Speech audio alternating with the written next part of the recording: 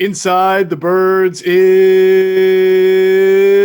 back. What's going on, everybody? It is Geoff Mosher, Adam Caplan. It's a new week, and we have new news. I would love to tell everybody we got a lot of new news about Carson Wentz. We might, but we'll get into that a little bit.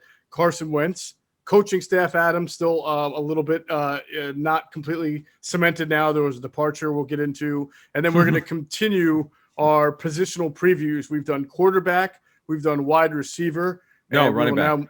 Running back. We will move to wide receiver for this podcast, which I think is going to make it very interesting because there's obviously been a lot of news about Eagles wide receivers. And then I know you've got some notes on some coaching stuff that we will also get into. So a pretty meaty podcast. As we always do, I got to have you remind people, check out our last ITB TV, which is on our YouTube page and our podcast platform. We did it with John Clark from NBC 10 or NBC Philly, I should say, both. And Adam, my favorite part of the discussion was it was how we cover all Philadelphia sports, and the Eagles are so disproportionately covered compared to the other three teams, even though the passion for the other three teams, to me, is it may not top the Eagles, but it's close. And I kind of related to like when the Phillies, before they got Zach Wheeler, was Aaron Nola, right? You had your ace and you had like 3 or 4 number 5 pitchers there, 4 or 5 pitchers. And that's how I feel sometimes about the way Philadelphia sports are covered from TV and radio and other outlets in this town. It's like Eagles get so much more than the Sixers, Flyers, and Phillies. But honestly, I would love to see the other three teams get a little bit more attention. Yeah, I mean, as much as I'm a diehard Sixer fan, it's not even remotely close. If both were even, it's Eagles and then it's Sixers here. That's just the way it is. Whether it's only a 16-game season in the National Football League, every game matters, that kind of thing. Whereas you've got, in a normal season, you've got 82 games in the NBA. Whatever the case may be, it's always the NFL in every city, just about, is the number one sport. Although I know my friends who live in Boston said, oh, my God, it was this Red Sox town before Belichick got there. And it changed, obviously, when you win 6 titles. I mean, that's going to change it. But look, this and the Wentz sweepstakes. I mean, we're at a point now because free agency does not start until March 17th. There's no NFL combine. So the minutia, everyone's like, just get this Wentz deal done already. Can't take it any longer. We can't take it any longer. We feel your pain, man. Definitely feel your pain. We'll get into that. So again, check out the discussion that we had with John Clark, because we tried to do that less like an interview and more like a round table discussion or square screen, as I like to say here on Zoom. And it was good. John had some really good opinions on things, and Adam and I did as well. So really check that out if you haven't yet. And we are still working. Things can't happen in a finger snap. But I know we're still working on some projects that'll fall underneath the Inside the Birds umbrella. It's just taking a little bit of time, but as soon as we have more information, we will let our listeners know about that. So, as Adam alluded to, it's not like we have a ton of updates on the Carson Wentz situation. I know a lot of people want they're thirsting, they're craving for info and wondering why it's taken so long. I do sense, and I know people are tired of hearing this, I sense that we are closer than we are further from a trade, obviously, because we're about to enter a new week here. I sense that. I imagine you get the feeling it could happen soon. Oh, yeah. I mean, I'm not going to make any predictions whether it's going to be the next 5 minutes or 5 days or 3 weeks. Mm-hmm. I just know that the Eagles are at the point now, particularly the general manager, Howie Roseman, where this is not a normal offseason because there's no combine. Usually, Geoff, as you well know, you and I lived this last year when we were traveling together and working together on a bunch of scoops. Boy, the combine is where deals go down. I mean, it's amazing how many things, like you have pre-combine talks like agents will have with teams. Right. So, okay, let's meet at this place. Let's meet in your room. So-and-so at such a time. Let's get this rolling. And you have the framework of a free agent deal. Well, there's no combine. So what's happening now is you're having these conversations earlier than you normally would. That's why, really, Geoff, that's why the Wentz stuff, you saw all the reports about it's imminent or it's going to happen soon or this day or coming days, whatever. That's why, because the talks been accelerated because you're not depending on the combine. I cannot tell you how many teams depend on the combine to get deals done and and kind of go 75% of the way, and then when they get back, that's when the money gets finalized. But you're not having that this year. It's a good point. Now that I think about it, I wonder how many deals. I wonder how sobriety will impact free agency this year, because a lot of those deals are made in the back rooms of Indianapolis watering holes and things like that. Oh my God! I told this one time in our 3 years. I'm just going to bring it up very quickly because we don't have a combine. So it's Steak and Shake. Boy, do I miss Steak and Shake. Oh my God. I hear you. So for those of you who are in the Midwest, you've probably heard of Steak and Shake. Do we have them out east? I think that there are some in Western Pennsylvania, but nothing around here. Makes sense in Pittsburgh area. Yeah. Harrisburg. But so Steak and Shake is a just like as it would sound, you get a burger, you get a great milkshake, and for some reason, coaches go there after midnight. And for many years, I would see Andy Reid and Marty Morningweg drinking their milkshake at 1 a.m. And I'd go in there, and there they were year after year in the early 2000s. And I'd kind of laugh just like clockwork. There it is, clockwork. Yes. So one year I walk in, I see the Jets, Rex Ryan, the contract negotiator, and an agent. And I look up the agent and I go, wait a minute, he doesn't have anyone on the Jets. Oop, tampering. and I was going to the agent, but I know the agent can't get in trouble. Only teams can. I was just making fun of these people. I just thought it was funny because they, as you know, Geoff, they go out wide open. There's tampering. It's like so rampant. Of course. I miss it, man. I'm dying without it. It sucks. You know what's really funny? Along those lines, I remember being at an owners meeting, right? And so that happens in what, April? March? Third week of March, typically. Third week of March. Right. So it's usually after the main first 2 weeks of free agency, but there's still that like third tier of free agents left. A couple right? guys. Yeah. Yeah. So I remember, I think it was at the Biltmore, right? Yes. And I remember sitting at a table just typing away. Big story. God, that was such a year too. That was the year that I think maybe Howie had just gotten his power back after Chip was gone. Something like that. Something crazy. Sounds right. I can barely remember. But I was sitting at a table, and then to the next table next to me was Bill Belichick and Ben Dogra, an agent, right? Oh yeah. So you're talking about one of the two of the most at the time powerful people as far as what they do. Let me just tell you how amazing Bill Belichick is. He had a very long conversation with Ben Dogra. I'm guessing about a player. I was sitting about 6 feet right next to him. Couldn't hear a single word. I couldn't hear a single word. Were you that trying Belichick to hear? said. Well, I mean, you're sitting there. You're wondering if maybe there's an Eagle mention. It's in the broad public. But that's how good Belichick is. You can't hear anything. He knows. He knows people are there, right? Well, he's kind of monotone anyway. Bill is. But Dogra was a longtime agent for John Runyon, Jeremy Maclin. He did Macklin's rookie contract with Andrew Brandt, by the way. Andrew Brandt was the 1 year he worked for the Eagles. He did the Maclin contract. That's right. But Ben is big time. Ben was Robert Griffin III first agent. He's also Adrian Peterson's long-time agent. That's right. Lost him over the late in Adrian's career. But Ben didn't he have Namdi? I thought he had Namdi, right? Yeah. That's right. He did the Namdi deal. Wow. Yeah. Maybe that's why I was trying to lean in a little. I don't know. I can't remember. But couldn't hear a single word, and the guy was 6 feet away from me. It was unbelievable. All right, back to Carson Wentz. Yeah. You're right. We make no predictions. We'll see. I do feel and sense that, it's getting at least down to a 10. Like we wrote, about 2 weeks ago that the Colts were what we were told from other multiple league sources, the likeliest destination if Carson Wentz is going to get traded. I don't know that I feel any differently about that as we sit here right now, unless you do. I mean, my feeling the whole time is like he would go to the Colts. I mean, that's just kind of where I've been with this thing. If he doesn't go to the Colts, man, I don't know. How about you, man, with that? Where you at with it? Well, no, that's what I'm saying. What we wrote 2 weeks ago is what I think still stands. I have no reason to think, based on my sense, based on what I'm hearing, that anybody else has jumped into the picture. That's what I mean. I don't know. I've not heard. We know the Bears were involved, but to me, it's still the Colts are in the driver's seat. I just don't know. Right.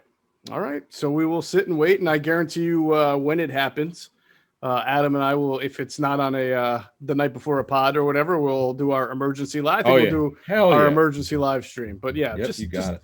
I know for the listeners, for the viewers, how difficult it is. You want closure. You want to be able to move on. I get it. There's a lot of things out there about what this means as far as losing leverage or not having an actual trade partner. I don't know that everybody's going to be happy or thrilled with the compensation. You and I felt that they should get a first. It might not be a first. Who knows? But I would say just keep breathing to people. I mean, eventually this thing is going to have closure. Yeah, it's a situation where we'll talk once it goes down. Look, folks, I'm not going to back off. I may look like a moron. It wouldn't be the first time if Wentz doesn't get traded, but I'm reasonably sure he's going to be traded. Mm-hmm. We'll have more of this when it's done. I've said all I've had to say. I just don't have anything else to add. He wants out badly. Right. He's got his own reasons. We went over most of them. There's very few reasons that I think we haven't covered. I think we've covered all of them, but most of them. And the Eagles, from the beginning, never wanted to do this. Because the cap issue, and I could not even imagine being Howie Roseman or Jeffrey Lurie having to trade this guy. This is the guy that you traded up for. You were sure that he was going to be a better quarterback than Geoff. From a talent standpoint, boy, that was right. And to think this thing has gone south, it's just you tell me in another sport you've seen something like this before. I can't think of one.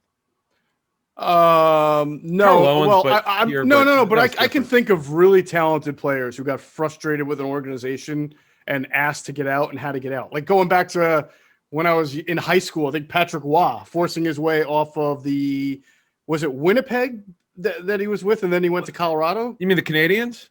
Patrick Waugh? Yeah, I'm sorry, the Canadian. Yeah, he was with the Canadians, right? Yeah, Patrick Waugh. Yeah. Yeah, and he got fed up. I remember one day he gave up a bunch of goals, like 5 or 6. He got pulled, and that's not why he demanded. No, out. was he? But see, okay, that mm-hmm. plays into the regression.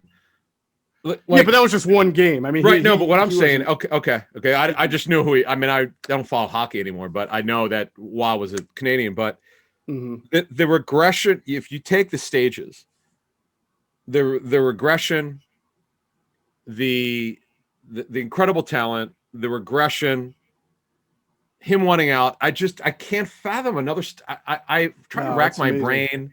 I remember Andrew Toney. For those of us who are over 50, remember the Sixers with Andrew Toney with the feet, and Harold Katz, the owner, and sending a private investigator to see if he did he really have the stress fractures on both feet.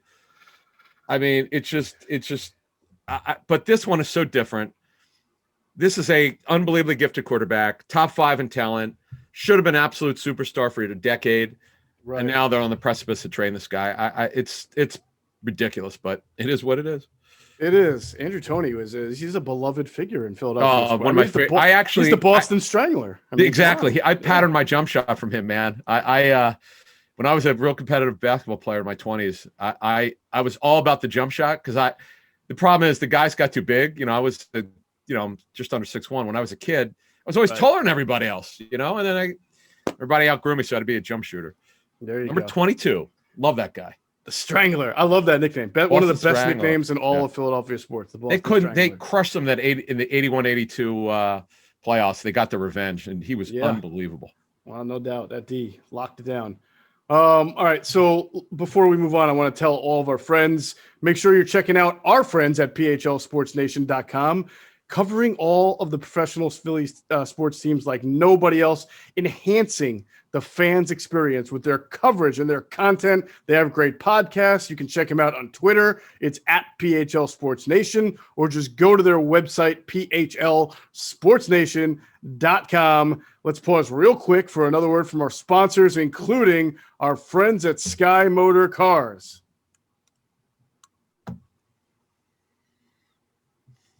All right, and if you are heading on over to Sky Motor Cars, make sure you tell them that Adam and Geoff sent you.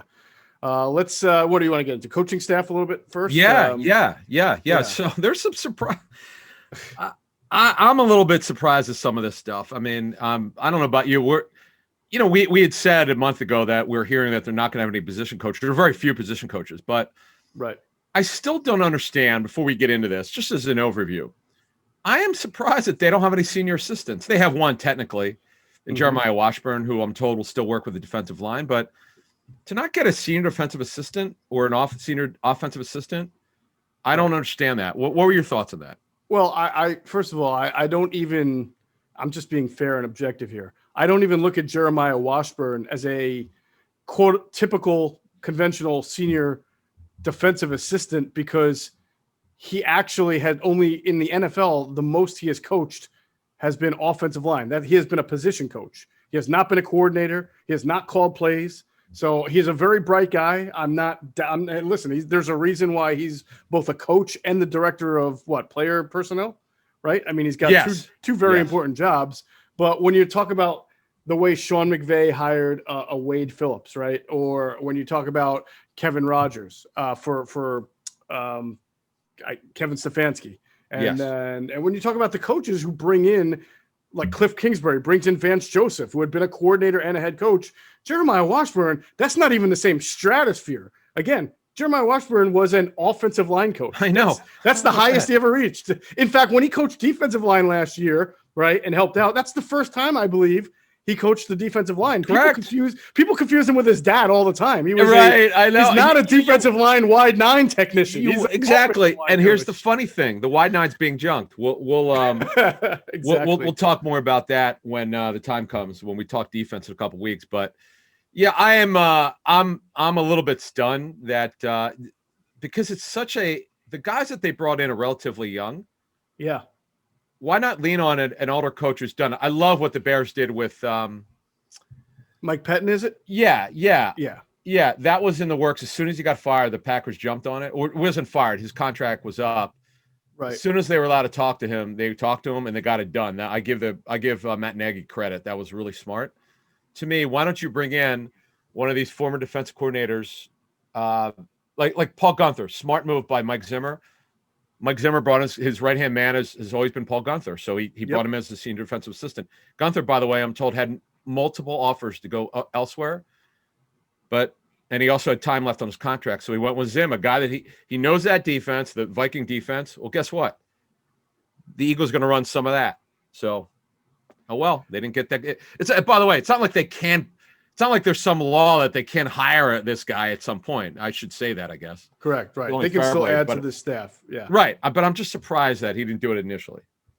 I'm in agreement with you. I think Jim Caldwell's still out there, to my knowledge. Yeah. I mean, Ken Wisenhunt. When you talk on offense, yes. Yeah. Mike McCoy. Yeah. So they did announce officially their coaches, and a lot of it is as we reported. I don't think there were any surprises.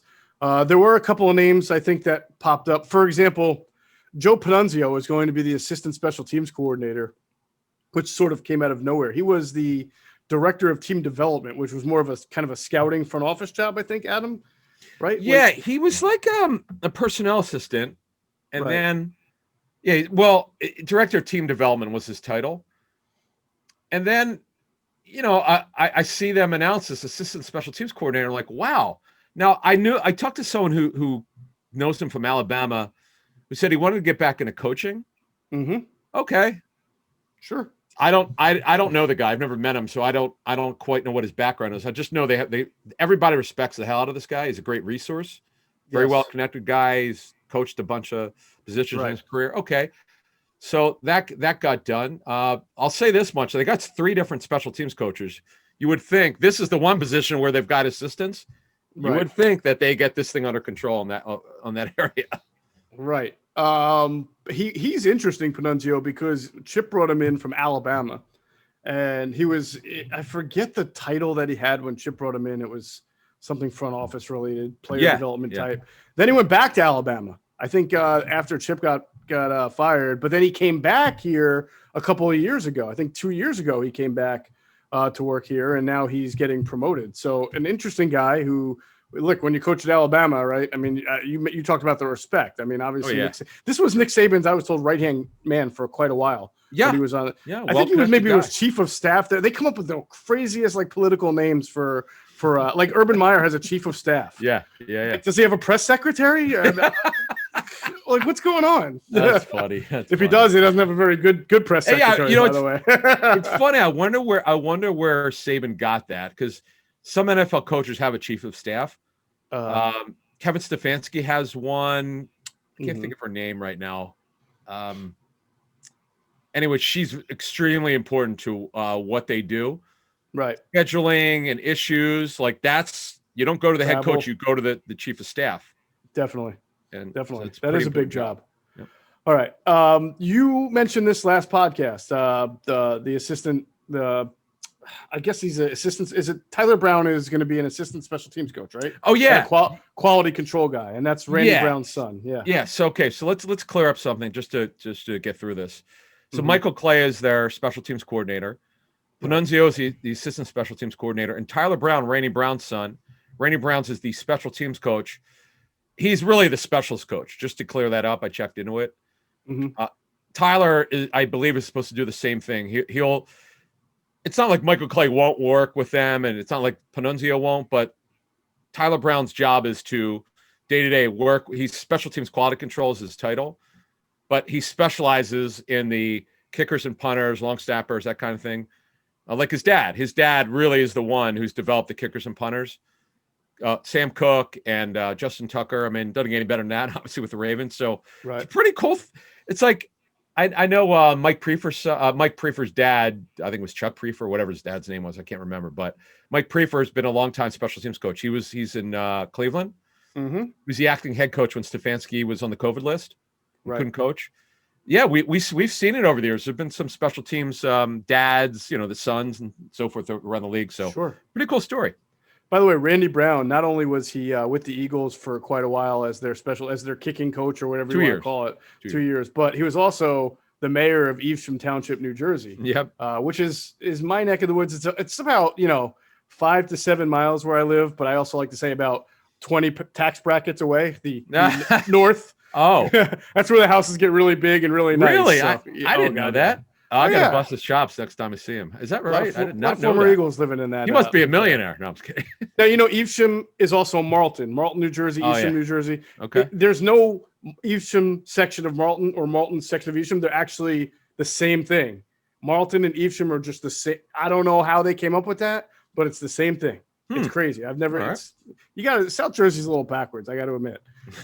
All right, let's go to the offensive coaches. We've got Brian Johnson, the quarterback's coach. Jamal Singleton, we know as the running backs coach / assistant head coach. Aaron Moorhead kept his job as wide receivers coach. Tight ends coach is Jason Michael. Jeff Stoutland. By the way, Jeff Stoutland, not just the offensive line coach, he's also going to continue to be the run game coordinator, which is pretty interesting. So he keeps the same exact role. He kept it. He was the one who he's the only coach now to have an assistant, a position coach we're talking about. Roy Istvan is back. He's retained. That's Geoff brought him in. Right. So Stoutland, look, he's so big with the run game structure and how they do it. So that's huge. They got him back. That was such a huge get because it looked like he was going to Alabama. And then he was taking care of some things locally. From what I understand, he decided, it's just best that I stay now, as someone close to him told me. Kevin Patullo, as we told you, before Sirianni even signed his contract, we had heard that Patullo was coming in because he's his right-hand man. He as a couple coaches from the Colts told me, Patullo really knows. He thinks like Sirianni. He knows what he wants. And I like that both have coached receivers before. This is really interesting. Yep. He coached the receivers for 2 years with the Colts, I think. 2 years with the Colts. That's right. Right. And he also was a receiver in college. He trained. Right. He moved from quarterback to wide receiver. Right. So then Mike Rowe came in. Frank Reich brought him in. So Patullo became the Colts passing game specialist. So he'll help design the pass game. And I love this one. Offensive quality control coach. They got two of them. We'll get into that in a second. But what I love is Alex Tanney, the trick shot artist, must have been with 10 NFL teams.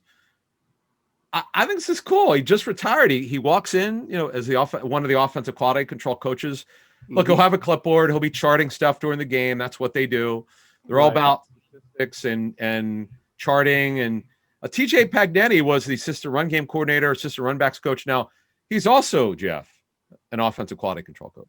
That is correct. Now, I find this a little bit interesting, not because of anything to do with TJ, but his brother Ryan was Doug Peterson's right-hand man on game days as far as analytics-based decisions were made, right? I mean, anytime Doug went for it on 4th down, which he led the NFL by a mile in, and anytime he went for a 2-point conversion, which he led the NFL by a mile in, there was communication both pregame and in-game with Ryan Pagnetti, who was in his ear. Ryan was the, I think it was called game management director. And assistant linebackers or something? And the assistant linebackers coach. Yeah. Now, he was not retained. His contract ran up. He is no longer with the team. Why, I have no idea, but I just know that he's not going to be back.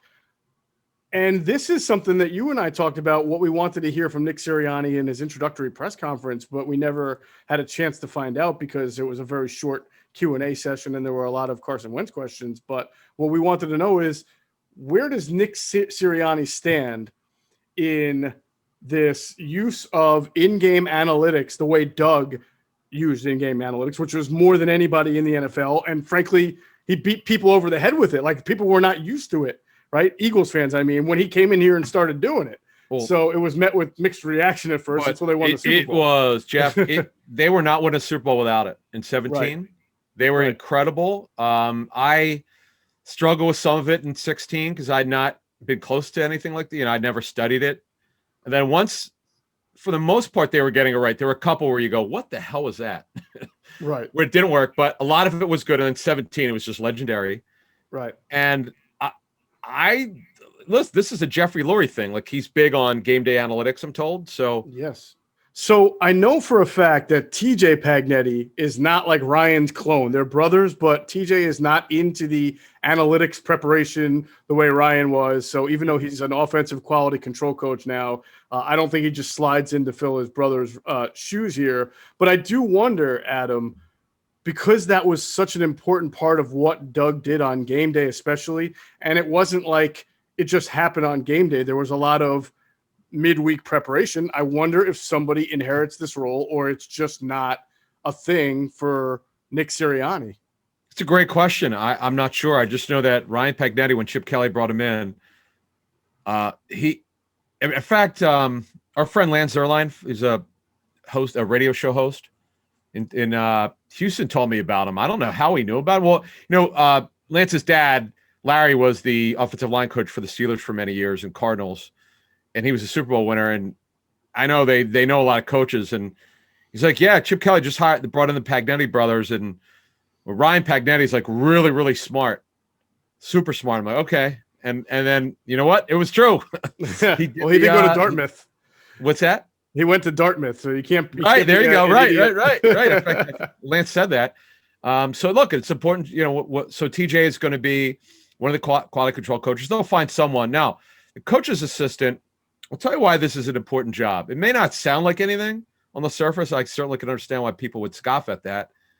But remember, this is where Brett Veach started on E. Reed's staff. So absolutely. And Tyler Scudder is a guy that I don't know how they found him, but he was a senior defensive quality control coach for Iowa State for the past 3 seasons. So he comes in and, he'll learn.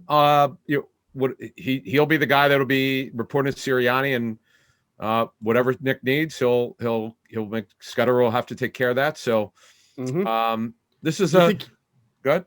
You think he came recommended by the Iowa State coach who was with the Colts, Tom Harmon? Tom Manning. Tom Manning, right? Yeah. Might have been, that's a good point. Would make sense because it's funny. Got him from the same school. The former Colts tight ends coach, Tom Manning, who was there for a season with Indy.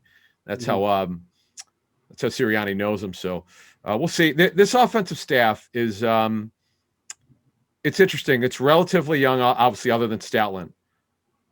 But they got a lot. That Singleton's well into his 40s, and he's been with a bunch of teams in his career. But they got a lot to prove, the staff, to say the least. They've got a lot to prove here. Absolutely agree with you. Defensive coaches we'll move on to, Adam. Pretty much what we knew. Tracy Rocker, defensive line coach. Nick Rallis, very young guy. 27 years old is the line. That's the same age as Alex Singleton, their best linebacker. So is he 27? Oh my God. Yeah, isn't that amazing? Because remember, Alex spent a couple of years in the Canadian Football League before he came to the Eagles. So so your position coach is your age. Interesting. Defensive backs. Well, yeah, I know, right? Defensive backs coach Now it was going to be Denard Wilson, who's still here from the Jets, their former DB's coach, and Jay Valai was supposed to be his assistant, but Jay Valai left to take a job at Alabama, and that's fascinating because he had just left. Where is it to go to Houston? No, yeah, but he left Houston to go to the Eagles, and he had only been at Houston for 2 weeks because he ended the year with Texas. I think it was Texas, right? Yes. So Texas, Houston, Eagles, and then Alabama, all by the end of the 2020. I mean, look, college coaches leave jobs all the time. That's not news. What's news is the way that this guy did it. He agrees to a deal, leaves, agrees to a deal, leaves, agrees to a deal, leaves. That's not good. That's the problem. That is. I know a lot of college coaches, and they've skipped. Look, they've agreed to jobs and left and gone to take another, but they don't wind up having 4 in 3 months. That's just not normal, and that's not right. But okay, listen, this guy, he's obviously a good coach. All these guys want him. It's too bad Philly didn't get him. Oh, well. Yeah, I mean, if Nick Saban wants you, you're probably a good coach. But you just got to be careful, man, to keep leaving jobs, man. It's not like he went from, it's one thing because he was cornerbacks coach for Texas, and then he went to be the cornerbacks coach for Houston.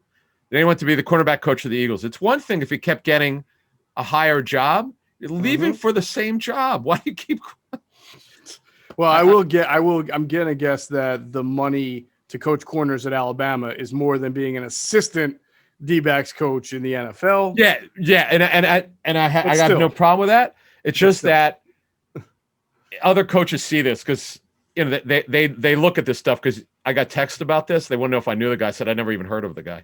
Yeah, they thought it was bizarre to move that many times, but look, I hope the guy does well in Alabama. So he is not. So he would have been the one assistant position coach other than Stoutland to have one. Denard Wilson would have had one, but he doesn't have one now. And I do wonder because you got safeties and corners. A bunch of NFL teams do this where they split the responsibilities up. So I would expect them to look for somebody else, to be honest with you. I would agree with that. Who had a better Eagles career, Jay Valai or Frank Gore? See, I put that on Twitter. Did you see that?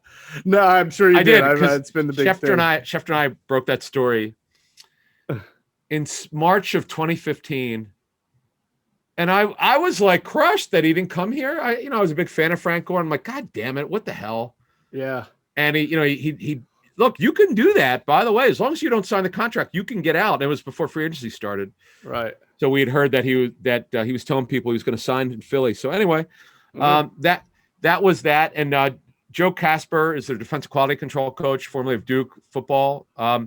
Here's the interesting thing about, I don't know how they find these guys. Casper actually was with the Browns for a couple of years. Oh, how about that? He's a pretty old grad assistant. He's got him in his late 20s by now. Yeah, definitely. Maybe just like the 6 college years ago he's with them. So really, I'm sorry. Maybe he likes living in college towns. I can't blame anybody for that. Oh, that's man. Yeah, Duke isn't too bad. And then we'd mentioned Jeremiah Washburn is his title's the same, director of player personnel / senior defensive assistant. He will work, as I'm told, still with the defensive linemen. So at least Tracy Rocker, you can't argue with the stats last season. I understand that their philosophy is going to change on the defensive line and on defense because you have the only similarities is the runner 4-3. Everything else is different. We'll get into that once we get more information. We're starting to trickle in from our sources on what we hear from around the league, how people see this thing. But it's going to be interesting to see what happens with the defense. So that is that. And then on the strength and conditioning, so Ted Rath got a promotion. He's the guy they got from the Rams, and did he just get hired last year? Yeah, well, he got promoted. Yeah, so he got a new title.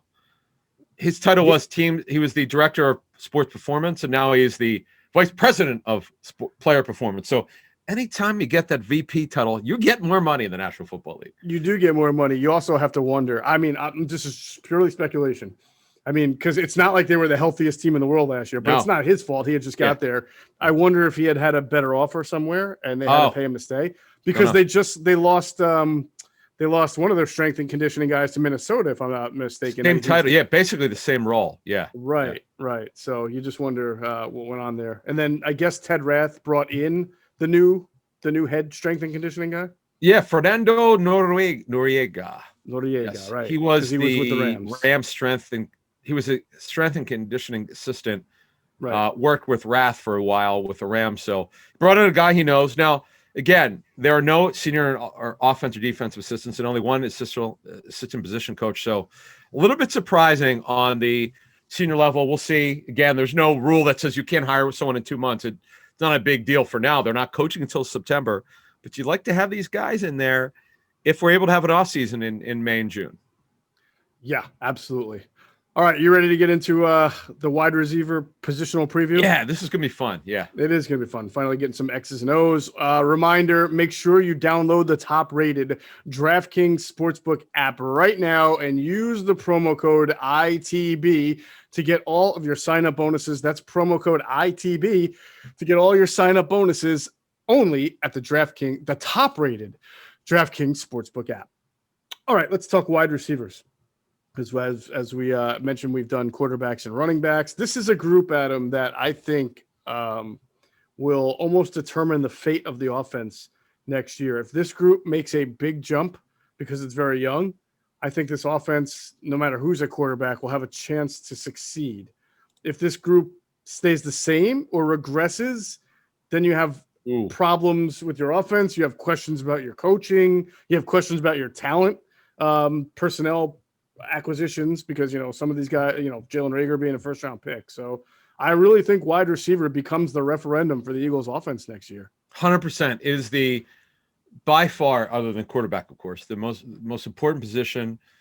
They've got ability, they got speed, but they don't have a lot of production, and they've got some just so rare. The head coach, the quality control, the passing game coordinator, and you got a wide receivers coach who play in the National Football League. So you got, and Shane Steichen, his background is with quarterbacks, but you look at the production that they had at wide receiver with the Chargers. So there's a lot to be hopeful for in terms of potential production by the wide receiver position because of who's coaching them and some of the guys who will assist and take overviews of it. As I was saying a couple weeks ago, if these guys can't get it done at receiver, they obviously missed on all of them. They missed the personnel staff. Hang on a second. Yeah, and even not just maybe you question the coaching, because as we mentioned, the fact that the head coach Sirianni was a wide receiver, the fact that Kevin Patullo played wide receiver, and the fact that Aaron Moorhead was an NFL wide receiver, it's almost like the same quarterback. The way that Carson Wentz had a quarterback cocoon with Frank Reich and Doug Peterson and DeFilippo, you would think that Reagor and these young wide receivers, Travis Fulgham, have a nice little environment here where they're coached by three guys who all have experience at that position. So it's not just a referendum on, the wide receivers and the offense, but also the people making, the coaching and the acquisition element of it. It's got to get done this season. There's no okay, they need a couple more another year. No, I'm not buying that. I get Reagor is hurt. Okay, I get it. He's healthy now. He's got a lot of ability. The position's got to be coached better. They got to get more out of him. Okay, he's got to mature. The usual stuff from year to 1, year 2. They need to have an off season. Okay. He is so integral to their future because he's got such versatility. He's so gifted. We need to see him, Geoff, take the next step up. I just know the receiver coaches I know around the National Football League, not everyone had a 1 on him, but they all agreed before the draft at how gifted this kid is. And here's another thing. Can we please see him on punt returns? I know we've been shouting from the mountaintops for that for quite a while now. Yes. Well, hopefully that becomes the case. Yeah. So let's go through. Travis Fulgham should be back. He will be back. Yeah. So let's look at our ex receivers here. Yeah. Fulgham will be back. He's under he signed a 2-year deal when what happened is he got cut, went to the practice squad. When they signed him off the practice squad, he got a 2-year deal. So he signed through 2021. They're not going to obviously do anything with his contract. Right. So right now he would be the leading ex receiver. This is as we speak right now. Why? Because Alshon Jeffrey's not going to be with the football team. They did that odd restructure. It's pretty funny. A league source sent me the breakdown of it. It's kind of funny the way I've not seen anything like this before. Like you do a restructure, after he got restructured last year,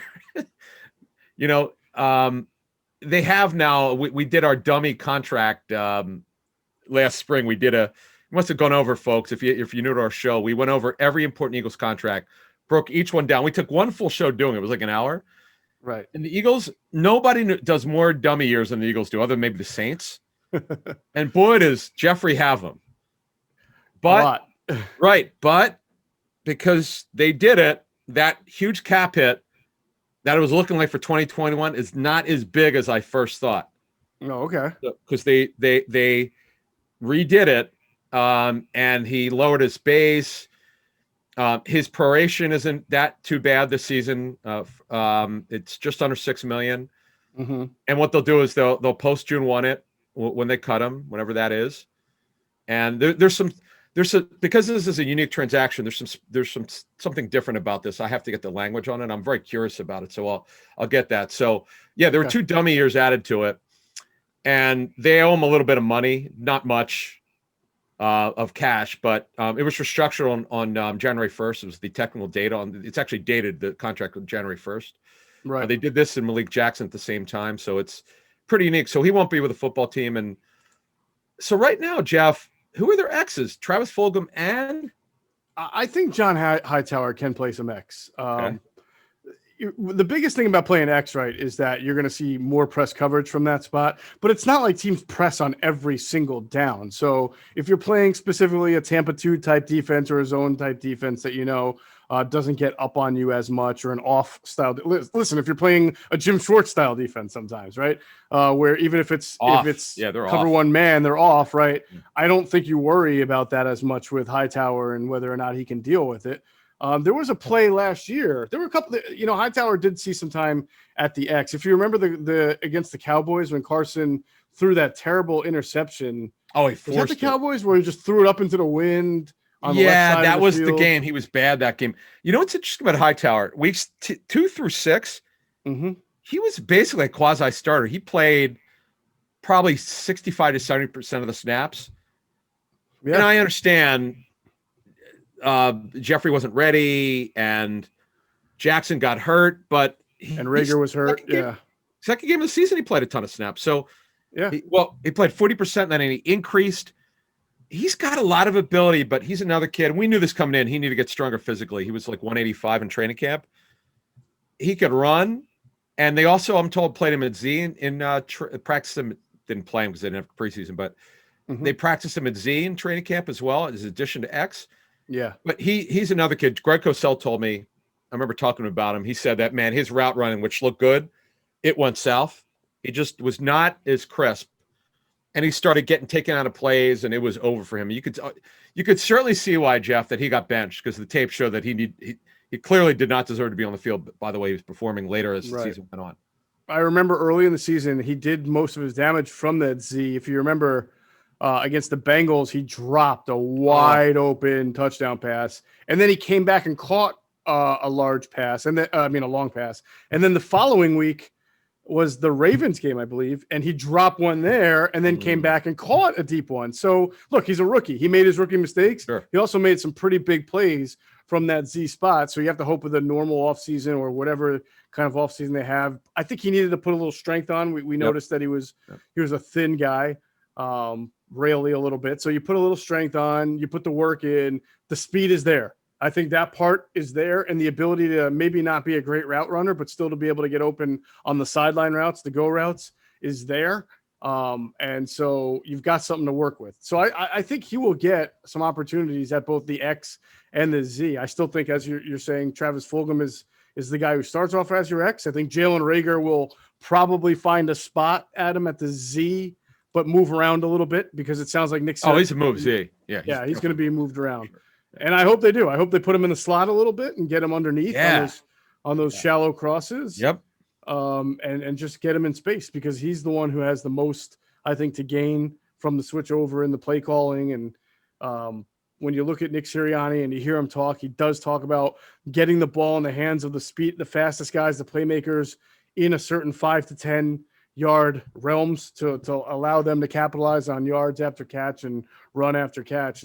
And we've talked about this a lot. Rager has some almost running back style components. When the ball's in his hands, he can be very explosive. Unfortunately for him, on top of the injuries, and he did not have the timing down with Carson, and then he didn't have it down with Jalen. And a lot of that's on the quarterback. They had both opportunities to hit him in the open field, and they did not capitalize.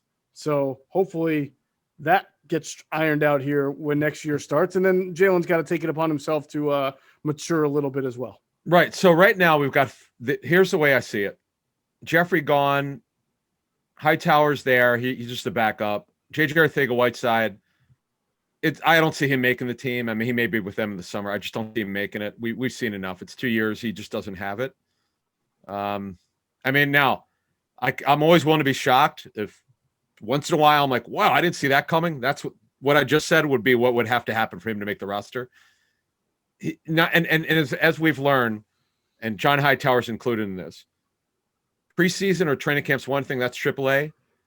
The regular season is the major leagues, and that's something we're learning as you and I have done. This will be our fourth season. Wow, 2021. This season will be our fourth. We're learning how little the preseason or training camp means compared to the regular season. It's just like it's just amazing how different it is for these guys. Yeah, and it becomes more and more irrelevant as fewer preseason games and practices are truncated and everything like that. So, yeah. So tell me what happens with Marquise Goodwin. I forget how the contract situation works. So it's told. I checked into it. His contract will be told. His salary was not. His salary for right now is $3.95 million. That obviously, if they're going to bring back, will be cut. There's no way he's playing on that because. Plus, he's got a roster bonus, so he's owed in cash $4.45 million. I think there was a story, if I'm not mistaken, wasn't there something out there about he was taking a pay cut? I thought he had took the pay cut before he decided to opt out. I don't think it happened because what was sent to me was someone who was able to look it up for me and said it was not changed. So maybe we'll. I'm sorry. Yeah, there's no way he's making $4 million this year. Yeah, no way. Yeah, I mean, it's not guaranteed money, but they got to get him. I would think they cut him down to the veteran minimum. He's a backup anyway. Unbelievably explosive. This guy's a track guy. Yeah. But so he's still technically under contract because his contract was told. That means that if a guy was suspended for a year, he plays under the same terms the next year that he comes back. So in this case, Goodwin opted out, and that's what happens. Deshaun Jackson, you could expect him to take a pay cut, or he's cut one or the other. He's not going to play at $8.2 million. You could take that at the bank because there's less than zero chance he gets that money. He's got some dummy years coming with proration. I get that. They got to lower his cap number from $10.934 million. To me,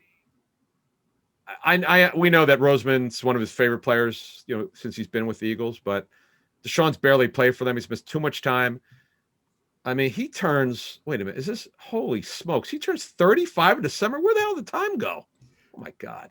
Wow, Marquise Goodwin's going to be 35? No, Deshaun. I mean, Deshaun Jackson's going to be 35. Wow. Yeah. I knew he was over 30, but I didn't think 35. Yeah, Jeez. December 1st, 1986. Oh, my Lord. Wow. Well, I mean, don't you think he probably won't be an Eagle? I don't think he will. I put the percentages very low. Right. But the reason why I'm leaving the door open is let's say you go to him and go, look, we'd like to have you back, but we're not going to pay you anything like this. And I'm told, by the way, he wants to still play. He wants to play about 2 more years. God bless him. So, look, I personally, if you were and I running, I'd say, hey, man, let's cut him down to, let's offer him $1.5 million to $2 million, upside of 5 or 6. If you play, per game roster bonus is like 250 to 500, no, 250,000 per game. Right.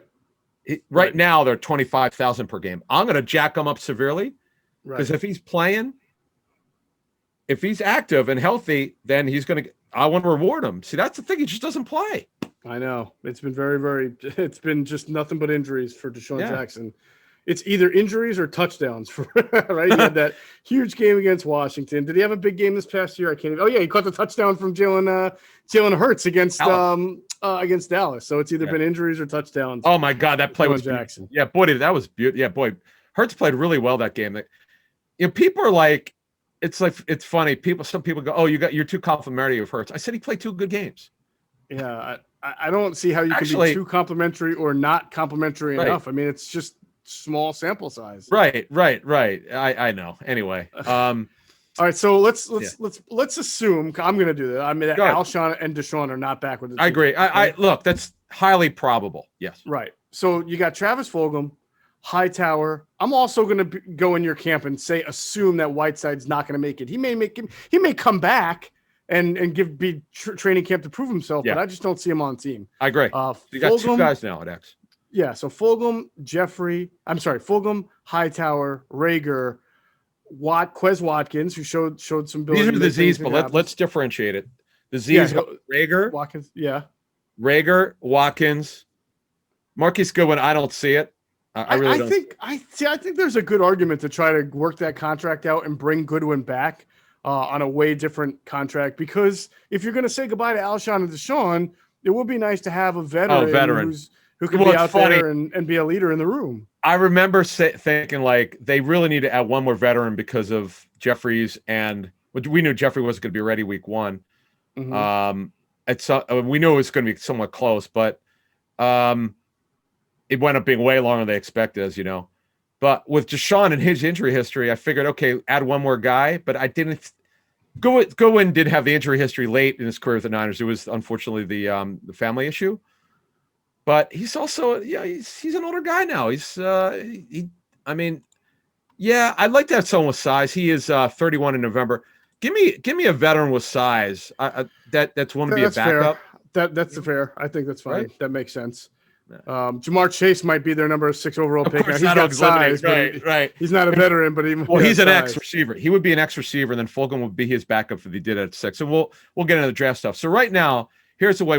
Greg Ward's the slot. He's a exclusive rights free agent. He's not going anywhere. They could. Right.